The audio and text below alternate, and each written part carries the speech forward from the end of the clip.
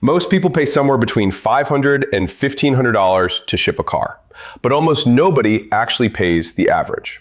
Where you land inside that range isn't random, and I'm going to show you exactly why using 3 real routes priced this year. Now, the range itself keeps moving too. Diesel prices, seasonal demand, how many carriers are actually running your lane, all of it pushes the number around. And in practice, most shipments land somewhere in the middle of that. It's really only the very short hauls that get anywhere near the low end. Okay, so let's look at the 3 routes. All of these are open transport door to door and priced this year. Route number 1, New York down to Jacksonville, Florida. That's about 950 miles and it typically runs $1,000 to $1,200. Route number 2, Southern California over to El Paso, Texas. Shorter trip, 750 miles, but it's also about $1,000 to $1,200. And route number 3, New York out to Michigan, 635 miles, and that one typically runs $850 to $1,000. So think about that. Same sedan, same open carrier, same door-to-door service. 3 completely different numbers. Now, look a little closer at those 3 because there's something buried in them that most people miss completely.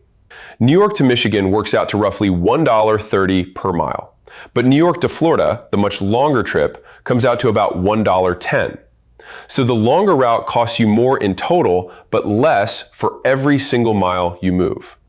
Long hauls are just more efficient for the carrier. A driver fills a 9-car trailer once and then runs it a long way. That efficiency ends up in your price. Now, every number I've given you so far has been open transport, and open is the standard. It's what most vehicles ship on every single day. Your car rides secured on a multi-car trailer, straps tensioned down at every wheel. It's common, it's efficient, and it works. Enclosed transport is the premium option, and it typically runs 30 to 50% more than open on the exact same route. What that premium actually buys you is a sealed trailer, fewer cars on the load, and drivers who are trained on high-value vehicles. Okay, so here's a question. Why does the same route quote differently on a Monday than it does on a Thursday? Because carriers are real trucks on real roads, and when only a few of them are running your lane, the price it takes to attract one goes up. Busy lanes have carriers competing for loads. Quiet lanes don't. And honestly, that one factor moves your number more than anything else. It's also exactly why a lowball quote fails, because if nobody takes the load at that price, your car just doesn't move. An honest number that a driver will actually accept beats a cheap number that nobody ever picks up. Which brings me to the one thing you actually do control here, the timing. Book 2 to 3 weeks out. That gives dispatch the room to match your car to a carrier who's already running your route.